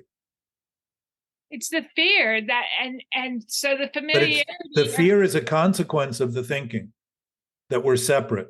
That our thinking stand together in a thought process against another thought process because they have the need to be right, like the guy that says, oh, I'm so glad that you piped up against Jana's philosophy that only love is real, because I'm usually the guy that does that. So then they had a commonality and they bonded together, and I told them I'm sticking with it. You both are an aspect of who I am, and I'm still going to stick with the fact that if everybody stayed in the love and out of the fear, it gives them a sense of belonging and camaraderie and community in their thought process. Because of fear, they wouldn't need that thought process or that outward banding against another thought, not me. But the fear is a natural effect of the sickness of the thinking and the awareness that what we're doing is fearful. Right. It's coming as a result of the thought. It isn't the fear that's driving it. The fear is created as a result of the fearful thinking. Right. So I'm making that point. Just again, it's self-generated, self-imposed, because we think it's who we are, and we think as a result it's the only thing we can do. I used to have shame in the fact that I didn't have a stance. But because you were probably still thinking from a point of view that you should. Well, because people would ask me stuff and I'd go, I don't know, because I don't really care. And it wasn't for my lack of caring for humanity as a whole. Back up, rather than the explanation, back up to the point. Okay. If you were feeling shame, you were ashamed for what you were thinking. Or what I felt, what I was thinking was that I had lack of knowledge and that maybe I should have put more effort in to learn more about things so I had an opinion. What you should have had was more knowledge so you could get into the fight. Yeah. That's shameful. We know it. We know it, Jana. We know it because we feel it and we talk about it as something as though it's some strange confluence when it's the immediacy of our own awareness introducing ourselves to something that we are guilty for and ashamed for doing. Period. How clear is it to now miss? I'm glad I didn't delve into it because I don't have to unwind it. Yes, exactly. And the idea that you need to stick to the fact that love is everything, you don't need to stick to that fact. It's just the fact. And there's nothing sticky about it. There's no glue in it. There's no adherence to it. There's no obligation to it. It is how it is, regardless of what we all think. True. That's the real beauty of it, is starting to say, well, if this is always the case, we're all struggling over something that doesn't even exist except to our thinking. And it starts to make the totality of this become very clear. And the fact that we as a few people can discuss this in light of everything gives great swath and potential for others to listen and say, oh, me too. I'm part of that. I'm not apart from it. I can't be apart from something I'm absolutely a part of. I do conjure up fear with my philosophies, though, and I think less thought and more oxygen is where I'm going to just rest in. Well, just think of whatever you're doing that's causing that fear isn't true, period. Oh, I know it's not true. I'm just saying when I say it, people have to defend against it because it's... They don't. That's a thought you're having about them. Oh, that's true. They may do that, but it doesn't mean they have to, and it doesn't mean your opinion of them is going to bear any weight other than only seeing what supports your opinion so that you can say you're true about that your thinking is true. Nobody has to do anything if we're free to do everything. So I'm challenging a little bit because it kind of whittles down some of this leap back to these conclusions we come up with, and all of a sudden that awe that you witness for a period of time will start to be a natural state of your every day. You'll start to just notice. If you're not noticing that, you're up to something that you're paying attention to that has no basis in any reality whatsoever. That's where my shame comes now. When I have those untrue thoughts, yes, that I feel like I'm creating on purpose because they're familiar to me, it's immediately I kind of just laugh and I'm just more aware. I'm like, oh, I know. I'm what you used to always say that you don't hardly say anymore. I'm up to something. Yeah. Well, think of the purpose as being the only purpose a self that doesn't exist has, is to constantly think up new ideas that don't exist to maintain its survival. That's insanity. That's insanity. If that's the only purpose, that self that we think exists has only a sense of existence the longer we think about it incorrectly, as having any basis at all. It's just a thought thinking of itself that we're using to pose as ourself. I'm going to go to church after this, and they tell me every week that they want to dip me in the water and that they love me and that I have a kind of a more sense of awareness than most, but because I haven't had them dip me in the water, I'm pretty much going to hell. So they're releasing me with love in the kindest Christian way that they can, because I'm like, dude, I'm not having you dip me in the water. I'm not going to make that. I'm just not going to do it. I just am going to just be. I'm going to show up. I enjoy the music. I like the sense of community, but I don't believe in a punishing God. And I don't believe that I'm going to hell because I just don't. And it's very disconcerting to them. They tell me it's upsetting to them that they love me, but I'm going to go to hell unless they dip me. Yeah, well, conditional love isn't love. I know that. I'm aware of that, but I go anyway because it's under a tree right on the ocean in Paia, and there's a band, and it's super cool. But believe that for my beliefs, I feel like they're in fear and that they have to have a construct of ideas and rules to make them separate and apart from the rest of humanity, because they're rather than think about them, start to think that these are the exact same things you do whenever you're doing things, and you're using them now to justify the things you may not want to pay attention to doing. Bring it right back to home so that you can actually begin to see that you're actually creating a scenario for them to live down to, and you're going to make sure they do to prove you're right. And that's the only way thoughts that aren't true ever look for proof, is by finding it in the things that they're depressingly creating to manifest as a result of the thought that's depressed and depraved and all that. So it just gives you it's a mirror, Jana. So you're seeing what you're not only capable of, but may still be doing in some respect with some thoughts. And that humbling nature isn't humiliating, it's actually exhilarating. I like that you said I'm giving them a thing to look down to. That was very clever. You slipped that right into the sentence. Instead of lifting them up, I'm lifting them down. I'm sorry for that, my fellow Christians. Well, but listen, this has become so usual that we think it's normal, and it isn't. It's just common, which is why there's no common sense. People talk about common sense. There's very little common sense because we've bastardized the senses we have and turned it into making no sense at all. I just don't like the separateness. I just want everything to be There inclusive. is none. There is none. Doesn't matter what people say. They are free to think what they want, as free as you are. And if what they think isn't true and real, nobody's suffering the consequence greater than they are. So you don't have any obligation to save them from that drowning pool, because they aren't actually drowning. It only appears to be something they're doing to the self that's doing it. You don't need to conspire with them, as you know. I think just showing up is enough. That's all. I enjoy it. You're already here. You're already shown up. What you choose to do on top of that doesn't make that greater or lesser. It just makes it what you choose to do. It's Which, neutral. when you choose freely, you're going to be happy to do whatever you're doing. Yep. Jack, Yes, Lindsay. I need to leave the meeting for now. I enjoy a lot this meeting. Nice to meet you, and I will be next Sunday. I will try to make the time to attend next Sunday.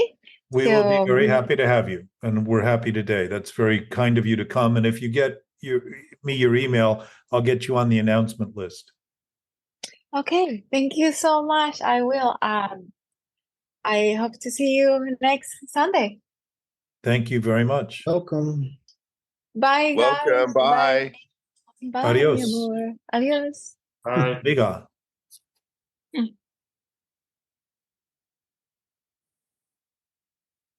So I'm going to say that this conversation, I would say, is far in excess of many of the conversations we've had in terms of beginning to broach this horizon that we've been up against and look at it as something that doesn't limit anything, but is the beginning of everything. Because we're starting to talk about humans as a species, rather than just simply my problems, my thinking, my thoughts, my this, my that. We're starting to look at it as something that we're integrally not only aware of, but impacting and affecting. And to think in those terms is to start to see that we don't need warring parties to represent us. We're already fully represented in this absolute knowing nature. We simply haven't evolved in a direction that has been reinforcing this, even though the failure is a form of reinforcement of this awareness as being part of our awareness. We can mire ourselves in that mucky, murky water constantly, but it is nothing more than a delusion to even think it's there to be mired in. And to start thinking of it that way doesn't seem to have any real effort to have anybody think something different than what they're thinking, because if they already know better, they're already knowing what they know, and they know what we know right now, regardless of what they're thinking. That diminishes this thing that we have to convince everybody or fight for it or try to get it over on somebody. And I struggle with this because I would like more people to respond in the affirmative in the conversation. And I've had people, as you know, here in this meeting get very angry and hostile and sort of get reactive. But those are indications of getting near things that are very defended and very reactive in nature. Volcanoes are reactive. We don't know when they're going to blow, but the longer it takes, the bigger that blow tends to be, because there's a buildup of pressure. And when we build up pressure in our systems and blow up, a lot of times we say things like, I don't know what came over me, because we've been denying that we were building that pressure until it got so much we exploded on somebody for the smallest reason. And violence often happens like that. A lot of people who end up doing things that are very violent, murder included, just say that. I don't know what got into me. I got completely out of control. If we're facing these things in the immediacy of the moment, which I know that we are, but if we're facing them in the talking we're doing and the thinking awareness that we have, it will not build up pressure in us, nor will that be depressing, because the pressure won't be there to impose that sense on us. Start to just become, as you described, as Mark described, just a clearer awareness, a sense of disillusion, rather than a solution, constantly trying to fix something. All of a sudden, the thing that needs to be fixed is gone. Doesn't even exist in the same way. Big Book talks about that. Problem goes away. We're neutral. It automatically seems as though we've been taken to a place that's protected and secure, safe and secure, it says. We just know we know.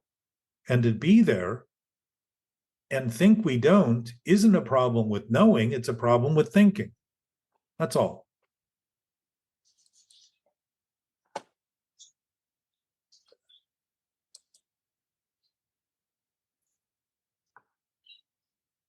So, kids, Thanks, good to have you all here. Anthony, thank you for inviting. Is it Liness?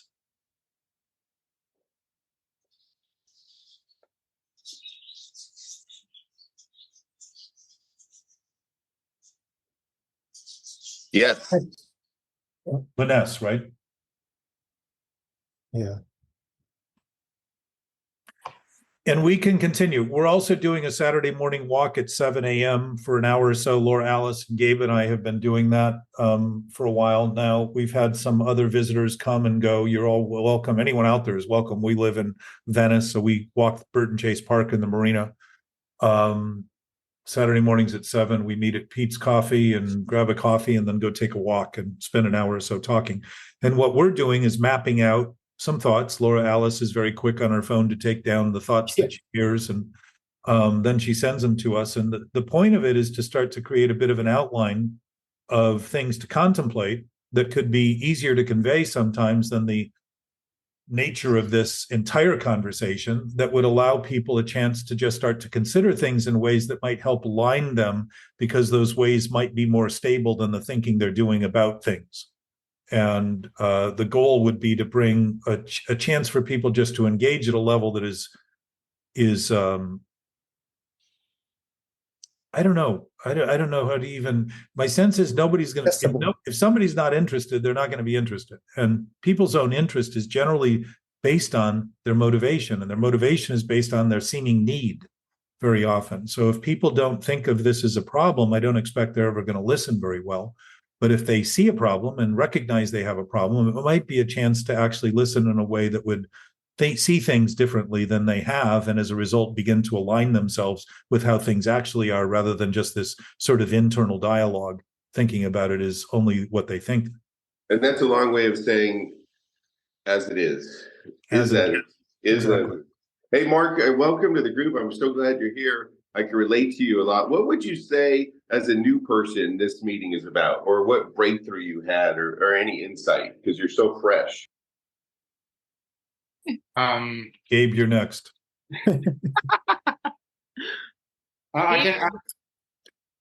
Just about, how just my thoughts, and how absolute it's a lot to take in still. But it's definitely opening I'm learning. So when I learn, my world's getting bigger, which if my world's getting bigger and I'm learning, as we've been talking about, if I'm getting better, that means you're getting better. And if you're getting better, the world's getting better. Yes. That's awesome. So thinking that way is fulfilling because it's accurate. And the fulfillment isn't because you're thinking it, it's because you're becoming aware of the nature of your already existing full-time fulfillment that's always been fulfilled. It's just starting to pay attention. Jack Kerouac said, which I've repeated here many times, that the enlightened person realizes they've always been enlightened. They just were thinking they weren't. Would you think that you have a mental obsession, Mark, if somebody asked you, like, do you have a mental obsession? And what would that look like? I definitely have mental obsession. I've also sort of coming to the conclusion that whenever I do obsess, that I'm insane. I really liked, when I'm not obsessing about something, that's when I'm sane. Yes. When I'm having when I'm obsessing, then consider you're always sane, Mark. The insanity is thinking you're not. That's the problem with insanity is you believe it's real. It isn't. Wow. It's a delusion. The same as a lie is a delusion. Lies only occur in thinking about something that isn't true is true. Ego only occurs in the idea that thinking of self becomes the self we are. It's all delusional. So the point I'm making, just to give you this basis again, is that the absolute nature of truth and reality is sane. It is sanity for humanity. To think of it as something that goes away because we feel insane is to think the insanity actually replaces it, which is insane because nothing replaces truth and reality. The problem is that I don't feel, when I'm insane, I don't feel like I'm insane. I know. That's exactly right. But seeing that begins to allow the disturbance that is caused by it to become an accurate perspective and saying, oh, like Jana said, my mother used to look at me and she'd say, you're up to something. And my face would fall off trying to come up with a way to look that wouldn't give away the fact that I was up to something. When I do that in my thinking, that's one of the things I say. When I see the conflict there and don't think I'm doing it, I realize, oh, if the conflict's there, I'm doing it. I'm up to something. I don't have to go any further than that. I don't have to find the thought, the circumstance, the person, place, or thing to assign it to and start to reconstruct it, because all I'm reconstructing is the story about the thing that isn't true. Why bother? Yeah. What's true is my immediate experience. I'm disturbed. That's it. Now I'm in relation to what's happening in total rather than in reality. Yes. Now I'm aligned, period. What's my next decision going to be? Thanks, Jeff. Probably better than the one that would be agitated and despairing and creating more agitation and desperation. My next decision is going to be, what word am I going to tell myself? What words am I going to use? Well, I think the thing you said, though, and it's been said a couple of times today, Jana said it, and I think that I forget who said it. Santiago said it. Is that peaceful awareness, that idea that being at peace is so uncomfortable means we have been thinking discomfort was our only peace.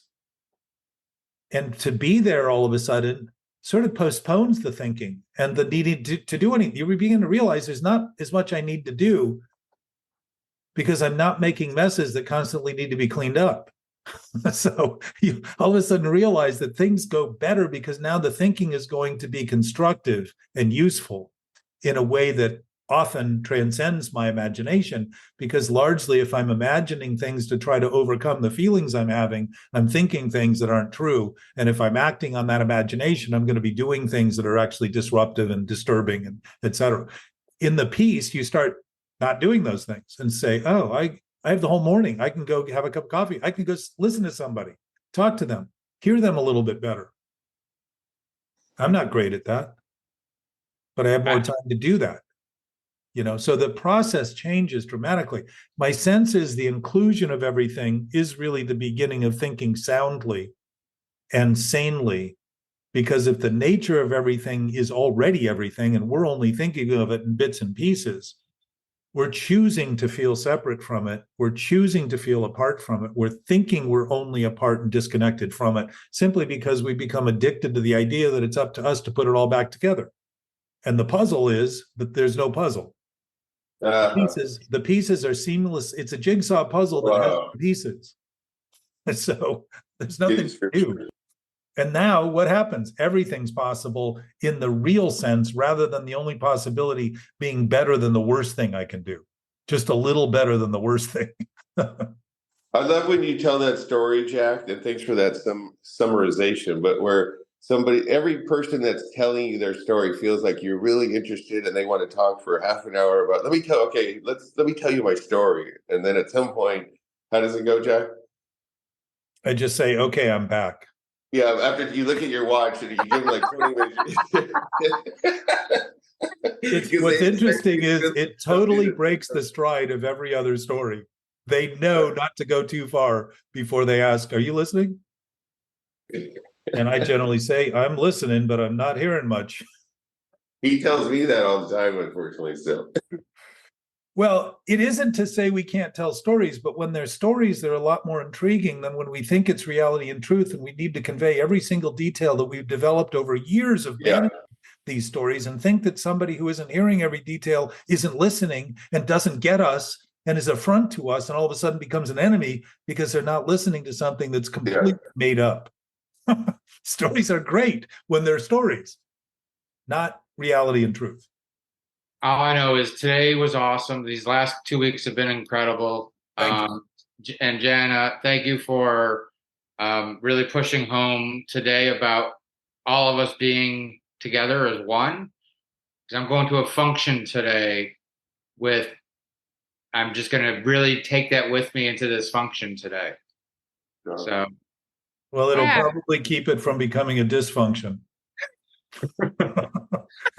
I mean, the being in the presence of society changes a lot when you're not worried about everything everyone's thinking about you, because the self you thought you were doesn't even, when you stop thinking that, it's a much easier experience to be in the midst of other people, because you realize they're just thinking what they're thinking. They can think whatever they want, free. And whatever happens today when I'm there, I jotted down today, like whatever that moment is, doesn't condemn me to it. So, well, and whatever happens is going to happen. And when it's happening, what are you going to do? Leave you with one thing, Mark. At some point, about a year into this, Jack brought up the point that the thing that you're working on, like your biggest problem that you have, isn't even your biggest problem, because at least you know about it. The biggest problem is the one you're not even trying to work on. That's a little scary, right? No, actually, I totally get that. That's what my point was. That's what you were saying about insanity. That's what my point was about, knowing that I wasn't well. Yeah. Right. So if you tell somebody you're insane, they know you're not insane, right? Well, that's the old story of the guy who walks into the mental institution and says, I want to check myself in, I'm insane. And the woman says, well, we can't check you in because you admit you're insane. That's not insane. It's the catch-22. Yeah. So thinking we don't know is what thinking thinks. It's not what knowing knows, because knowing doesn't think. That awareness that we have is a knowingness of knowingness. It is an awareness of awareness. It's not aware of thinking, because what would all knowing have to think? It already knows everything. I'll tell you this quick story. You know, when my world fell apart, and you know, I ended up thankfully. Yeah, whatever. I went to jail. I got out of jail. The very next morning, I went and walked into a psychiatrist's office, and I was really trying to wrap my head around my behavior. And I asked her if I was a sociopath. And she said, and she told me, simply for the fact that I asked if I'm a sociopath disqualified me. Right. Exactly. So in this conversation, for everyone out there listening, and we're going to wrap up on this, consideration isn't agreement. It isn't faith. It isn't belief. It isn't hope. It isn't absolutely saying anything's true. It's simply considering in a contemplative, awakened state the possibility of something that might seem preposterous, unreasonable, irrational, and illogical. Simply considering it. If you consider something that's possible, the chances are you'll act on it, because it will naturally become evident it works and it's applicable, and it will give you fulfillment by acting on it. Something that absolutely doesn't will constantly give you a sense of conflict, because our knowing nature knows the difference between reality. It knows reality enough not to know what isn't real. and what we make up. So the conflict is always imposed on us by the thinking we're doing, not reality, not truth, not love, not an absolute nature, not an infinite source. It's always in what we're thinking that's causing that. So to notice the disturbance once you get that point is just to have the perspective to say, I must be doing something that isn't true that I believe is true. I must be causing this conflict. And to be responsible for it is to admit the irresponsibility of it. And now there's no conflict with it because it's something we chose to do that's irresponsible. It doesn't make us irresponsible. It makes us responsible for the irresponsibility. That's the moment of being able to say, I have no obligation to continue doing this. None whatsoever, never have, except to the delusional idea that I needed to maintain it to create a sense of permanence, a sense of familiarity, because I thought insanity was my nature. Who I was a split personality, which is schizophrenia. Thank you, Jack. I love this. This has been great. Thank Douglas, you. it's good to see you. I haven't seen you for a while. Thanks, Jack. Thanks. Thanks, Team Mental Obsession. Say hi to Dee. Thank you. I will. Jana, thanks for your insight today very much. JP, Thank you. stay out of the heat.